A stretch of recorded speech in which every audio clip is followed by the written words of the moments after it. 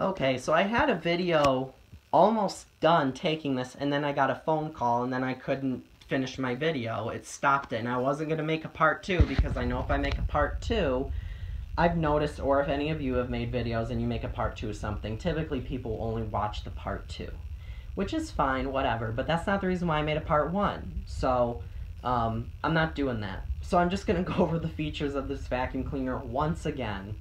And I'm probably not going to be as thorough as the time I was before, but I was interrupted by a phone call. So, I'm going to start at the bottom of the vacuum, and the reason why I'm doing a review of this Dyson dc07 is because I bought this new, I don't know if it was a year ago, or I think it was a year ago. Or it might have been a year before that, but it was January, I think, of 2017, but it might have been 16. I guess I can go back to my videos and check. But I got this new in a box, and it's the Animal dc07. I have the Zorb powder, I have the Dissolve. I've used them, not to the point that I have to throw them out because they're just, you know, empty containers, but I've used them. I've used my air-driven tool once, and I don't think I've used the bare floor tool for this. I took it out of the packaging, but I haven't used it on a vacuum yet. So this is the Dyson dc07 Animal. Very fortunate to find a new one in the box, period, but especially an Animal model. I was very fortunate and very lucky. So underneath the vacuum, you can see where I have used it maybe 5 times. The hair does like to get caught up inside this brush roll. And if you look, the brush roll itself is almost like they took just a flat piece of plastic and made a spiral and put bristles on it. It's not an actual round brush roll. It's flat with just spirals through it. All your dirt goes through this suction channel right here on the far left of the vacuum, if you're looking at it this way, otherwise it's on your right. Which, if you talk to anybody, they'll say, you know, it's better to have something closer or at least to the center of the vacuum so it has even cleaning all the way across. The fortunate thing about this vacuum is, though, it has very good edge cleaning because the edges are pretty thin and they're open, plus you have suction channels that lead right up to these side whisker bristles. So these are meant to be able to kick things out from underneath stuff, and since there's a suction channel right there, it's going to grab it, more than likely. That's the idea. You also have these plastic wheels. They're not rubber. These are all plastic, but there's 5 of them. 3 on the top, 2 on the bottom. And this articulates, and it's kind of spring-loaded, but the spring-loaded part of it is just this hose. That's what, you know, is supposed to make it adjust. I've had 5 Dysons. Oh my goodness, I'm gonna break this thing. I have had 5 Dysons the entire time I've been collecting, I guess. I don't consider myself a collector. I consider myself an enthusiast, somebody that's really into the vacuums, and I just happen to have some, but I'm not on a roll of collecting for a purpose because I like to hoard or anything like that. You do have a bare floor. Oh. Now this says, ensure machine is, this is a belt protection system. Ensure machine is upright before adjusting the brush roll setting. Ratchet warning indicates brush roll obstruction, which I don't see a ratchet warning anywhere, but I don't know. So, whatever. Maybe it'll spin a certain way and show there's a, maybe this spins more if something gets screwed up. I don't know. So, I do have all the manuals and the warranty information, but they're all in a plastic bag that Dyson gives out with all their vacuums. Hair on this. So this is a lifetime Hepa filter. It's built in underneath the dirt container. You can't access it. The only thing you can access and wash is the pre-filter, which is nice because that means that there's very little maintenance on this machine. And there's a sticker up here that says you need to wash the filter every 6 months. But I believe when they used to advertise these on HSN, they would say they need to be washed monthly or at least every 60 days. And you can see the lifetime Hepa filter, which I'm pretty sure you can undo this, but there's really no need to.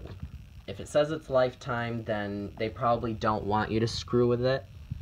But it does look replaceable because it is purple, but it's probably through a Dyson dealer or something like that.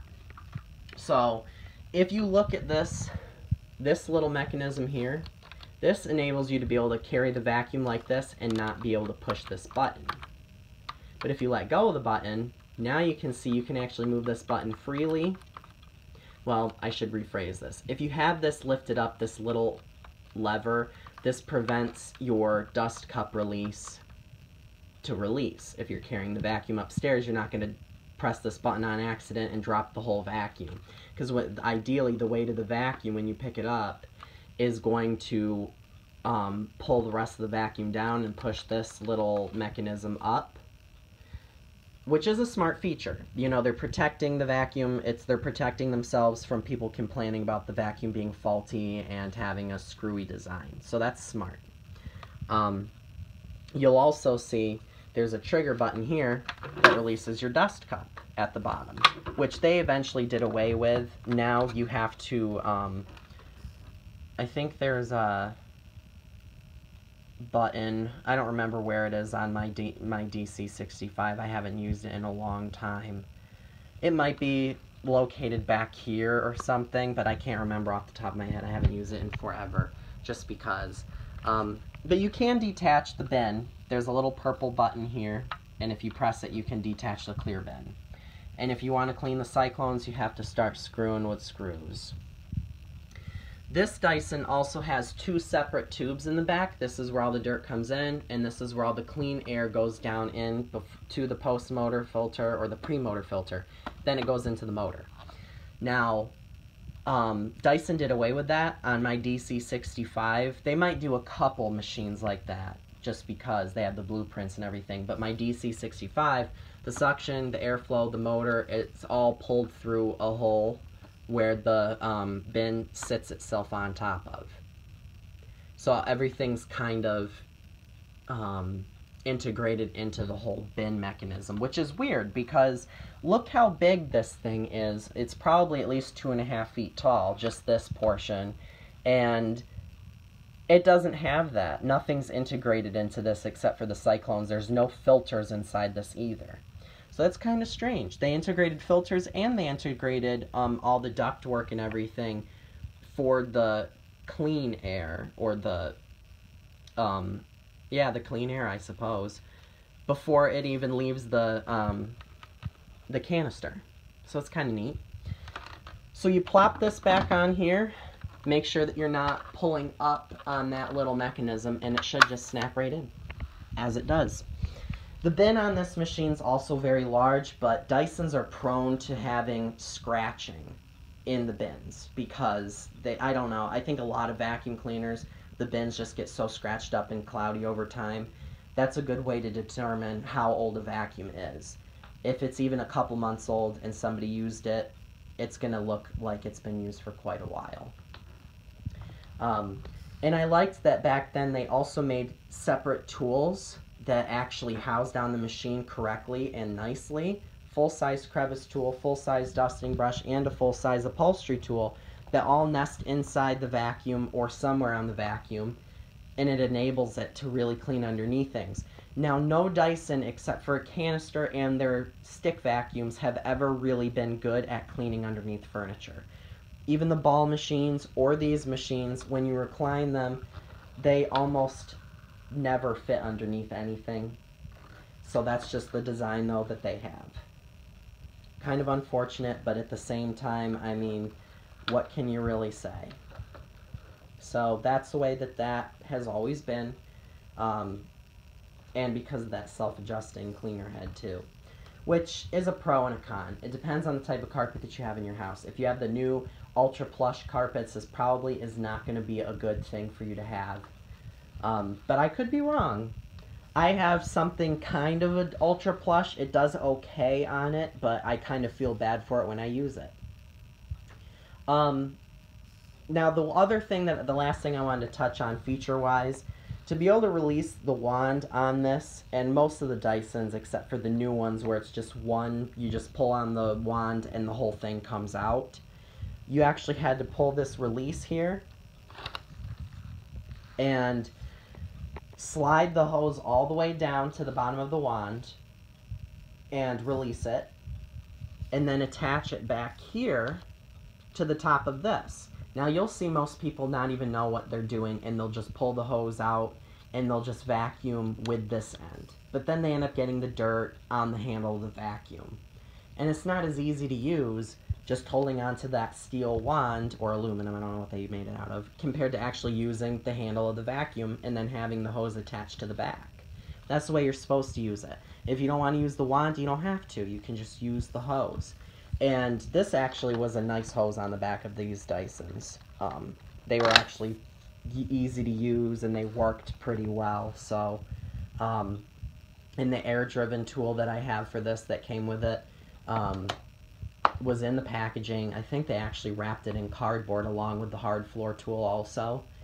That thing is a beast. Plus, you can actually shut the brush roller off if you don't want to use the brush. I've never seen a turbo tool be able to do that except for the motor-driven ones. So that's really nice. Dyson really was almost like in a shark position back then, and you've even noticed with sharks over time. Sharks used to have really nice cyclones, and they were a lot better at keeping their filters clean. Now they've simplified everything. They don't really need to make a name for themselves anymore because they're already considered one of the top most desirable vacuum brands out there to people who don't really know any better. No offense. But this is the same thing. This was really the first Dyson available in the US. And the most mass-produced and the best-selling Dyson, maybe one of the best-selling. DC25 is also a very high-selling Dyson as well. But these things are still around. Not many have been thrown away compared to some other vacuums.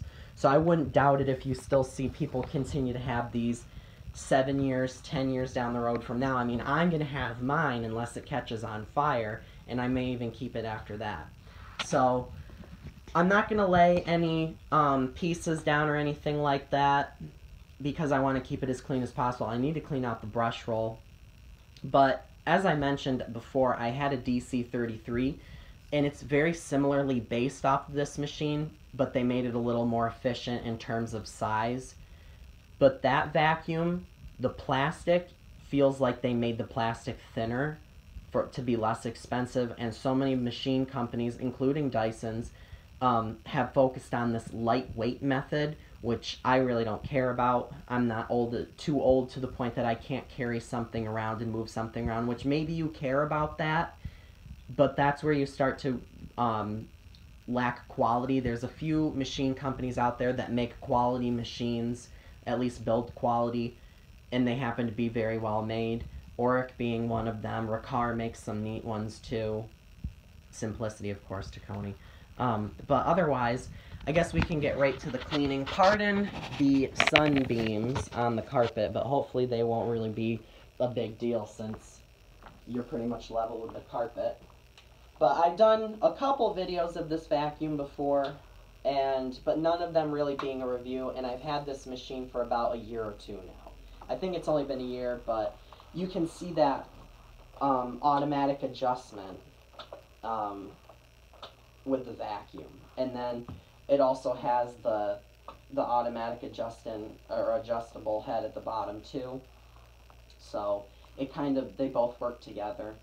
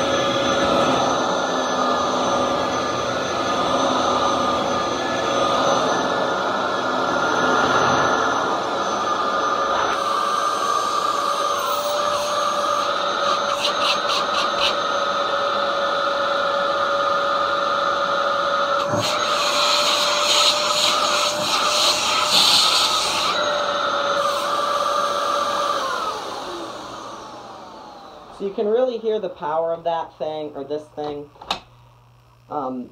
Very good suction, honestly, to believe it or not. And it actually grooms pretty well compared to what some of you may think. It actually does a pretty decent job. It doesn't really get, like I said, a lot of deep down grit, though there is a little bit inside there. And it did get some hair and fuzz, but I'm sure most of it that we ran over is probably wrapped around the brush roll anyway.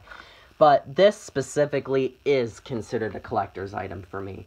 I'm going to use it because what good is it honestly going to do just sitting in the box? I'm not going to sell it, so I'm not going to leave it sitting there either and just know that that's what's inside the box. No, I want it out of the box. So, anyway, really good machine. And like I said, I'm glad to own one because in a way, it kind of makes me be able to own something that at the time when these came out, I didn't have a job. I wasn't even old enough to be able to consider working. It would have taken me years to be able to save up the money for one of these anyway.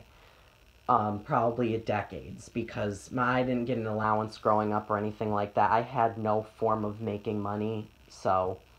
but anyway, really cool machine. If you have questions or comments, please ask. And thank you for watching. Please like, comment, and subscribe.